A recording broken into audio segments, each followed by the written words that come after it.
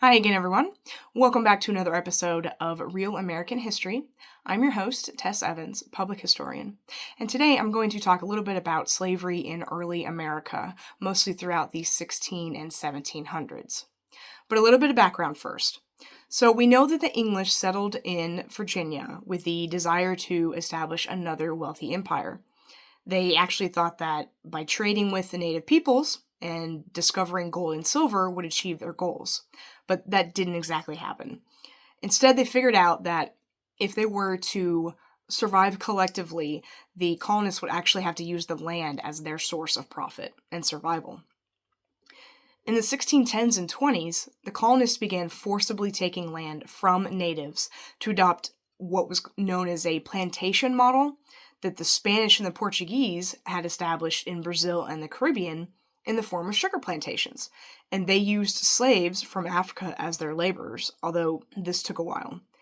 And here in America, slavery didn't just crop up through the masses immediately with, say, the establishment of Jamestown. It actually took a while to build up and bring over slaves from Africa.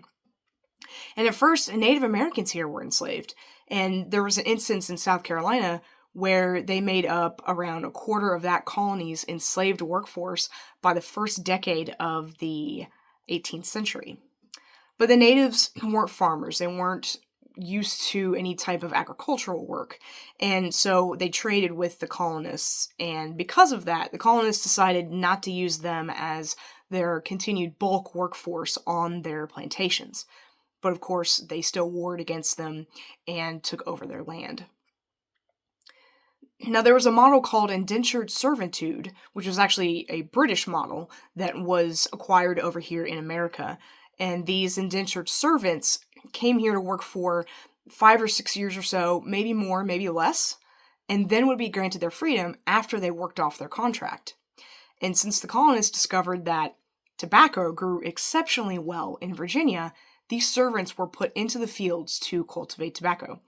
But those who didn't work hard enough to satisfy their masters were severely punished by physical abuse. In the early 1620s, there was a small percentage of African slaves came over as a result of trade between the British Caribbean islands and America. But by 1660, there were about 950 people of African descent here in Virginia, which accounted for about 3 or 4% of the colony's population. And these African descent became slaves, and they worked the tobacco fields alongside the indentured servants. And around the last quarter of the 17th century, though, is when slavery really took hold as more of an economical benefit. And this was because the indentured servants were actually outliving their contracts and competing against Virginia tobacco farmers because they created their own businesses once they worked off their contracts and were free. But of course, the Virginian tobacco farmers did not take kindly to competition, and so they needed to come up with a system where they would have workers who didn't have any type of contract. And the English involvement in the transatlantic slave trade became very wealthy by transporting slaves to American colonies. And so they kept coming, building up the wealth for the English. And at one point now, every colony had slavery. It was legal in every colony, though Georgia was actually formed without it being legal. And I will tell you that if you've ever heard the term peculiar institution, that's what slavery would become known, mostly in the 1700s. But the peculiar institution was not allowed in Georgia when it was established, but then, of course, it was later on. And Vermont was actually the first colony to ban slavery outright. But back here in Virginia, the courts completely denied the humanity of Africans, and you gradually had the beginning of a racially based system of slavery that would exist up until and throughout the American Civil War. In 1705, the Virginia House of Burgesses created these slave codes, which were laws that upheld 3 things. Quote, to confirm the perpetual and inherited bondage of people of African descent, to establish an entirely separate penal code and judicial system for enslaved people, and to compel, through systems like slave patrols, non-slaveholders to protect the property rights of those who did, end quote. So slaves were seen as completely and purely property, and owners expected to have these laws, especially the third one, respected by non-slave owners. Now, Africans were sold at auctions where owners would literally inspect their entire bodies, their teeth, everything about them, which caused severe humiliation. They would sometimes ask the slaves to strip if they weren't already, because the owners wanted to inspect their bodies, make sure nothing was, in their eyes, horrifically wrong with them, and that they were buying these strong, worthy workers. And slave owners in this process, by buying and selling, separated a lot of African families, and many of them, I'd say most, would never see their families again. Slaves were brought over from Africa on ships in the Atlantic Ocean during what became known as the Middle Passage, and their conditions were absolutely horrible. The men were chained by the ankles below deck, with hardly any space to move around. They either had to crouch or lay down, and it was suffocatingly cramped with very poor ventilation. They lived in their own waste and suffered from seasickness and diseases like dysentery because of the conditions. The women and children were kept above deck, where the women were sometimes subject to sexual abuse. And the men were only brought up above deck every once in a great while. And during this, there were instances of slaves committing suicide by jumping overboard.